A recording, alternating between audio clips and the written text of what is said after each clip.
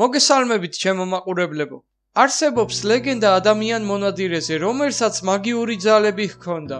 ამ არსებაზე ვიკიპედიაში ნახავთ ინფორმაციას, რაც იმას ნიშნავს, რომ რეალობასთან აისახება. ამ არსებებს მოიხსენიებენ ვენდიგოდ ან ვინდიგოდ. არსებობს მაგია, ჯადოქრობა, წინასწარმეტყველება, მკითხაობა და ბევრი შესაძლებლობები. მაგრამ ეს ყველაფერი ადამიანების ნაწილს სჯერა, ხოლო ზოგს არა. ახლა კი ვისაუბრებთ ვენდიგოს შესახებ. სიტყვა ვენდიგოს მნიშვნელობა გახლავთ კანიბალი მონადირე.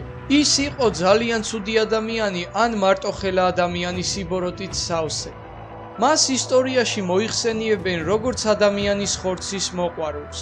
დღევანდელ ამერიკაში დღესაც ჯერათ მათი არსებობა, აგრეთვე არის აზრი, რომ ვენდიგოებს წარმოუდგენელი სმენა აქვთ და შორმანძილზეც გრძნობენ ნაბიჯის ხმას. მათ უძლეველადაც თვლიან და ნებისმიერი ძვლის დამტვრევა უპრობლემოდ შეუძლიათ. შორი მანძილზე ესმით მსხვერპლის გულისცემაც კი.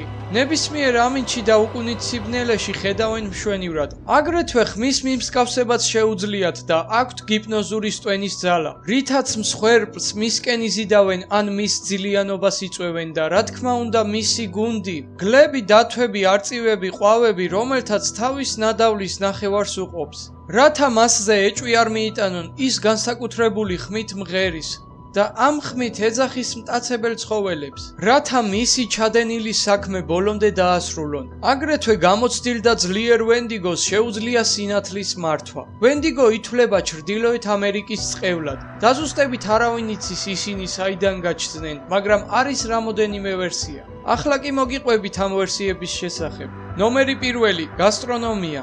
ვენდიგოს წარმოქმნის შესახებ ჩრდილოეთ ამერიკაში არსებობს თქმულება.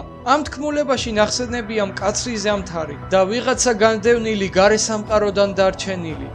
იკვებებოდა რათა გადარჩენილიყო. მან თავისი ოჯახი ან მეგობრები შეჭამა, მაგრამ მაინც ვერ გადარჩა, რადგან მისმა სიბოროტემ გაანადგურა მასში ყველაფერი ადამიანური. ნომერი 2, გმირული. მამაცი მეომრები წირავდნენ თავიანთ თავს და თავიანთ სულს აძლევდნენ ტყეს. ასე გადაიქცნენ საზარელ მხეცებად, რომლებსაც შეეძლოთ ნებისმიერი მტრის უკუგდება. როდესაც ტომს საშიშროება აღარ ემუქრებოდათ, მეომრები მიდიოდნენ უღრან ტყეში, სადაც მათი გულები ყინულივით ცივები ხდებოდნენ და ასე გარდაიქმნებოდნენ ვენდიგოებად. ნომერი 3, მონადირება. ხალხს სჯერათ, რომ ვენდიგოს შეეძლო ენადირა ნებისმიერ ხორცზე ტყეში. ზამთრის მოსვლამდე ემზადებოდა და აგროვებდა საკვებს ტყეში დაკარგულებს, მეტყევეებს და ტურისტებს, რომლებიც მარტო მოგზაურობდნენ.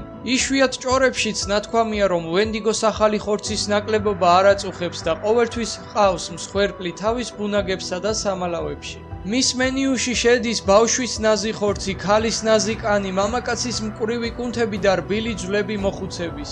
ნომერი 4, მაგიური. ამბობენ, რომ ვენდიგო გადაიქცევა შამანად ან ჯადოქრად, რომელიც ერთობა შავმაგიური მოქმედებებით. რამოდენიმე ადამიანს სჯერათ, რომ ნამდვილ გარდაქმნას არც თუ ისე დიდი დრო სჭირდება, მაგრამ ჯადოქარი ვერ გადაიქცევა მონსტრად, სანამ არ გასინჯავს ადამიანურ ხორცს. ნომერი 5, გარდაქმნა.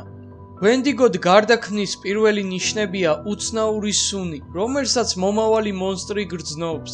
ამის შემდეგ ეწყება კოშმარები, რაც არ აძინებს ადამიანს. შემდგომ ადამიანს ეწყება მწვავე წვის შეგრძნება მუხლებსა და ქუსლებზე. ეს ტკივილი იმდენად იზრდება, რომ ადამიანი ვერ ითმენს და გარბის ტყეში. მოისვრის ფეხსაცმელს და ტანისამოსს. ასე გადაიქცევიან ვენდიგოდ. არა მარტო შამანები და ჯადოქრები ახერხებენ გარდაქმნას, არამედ ისინი, ვისაც დაწყევლიან ვენდიგოდ. მათგან უმრავლესობა დაწყევლილთაგან ტყიდან არ ბრუნდება, ხოლო ვინც დაბრუნდებიან, ამ სახით ვერ რჩებიან სამუდამოდ.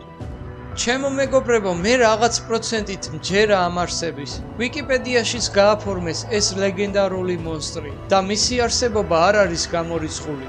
ამით კი ჩვენი ვიდეო დასასრულს მიუახლოვ და გამოიწერეთ არხი და დაელოდეთ საინტერესო ვიდეოებს.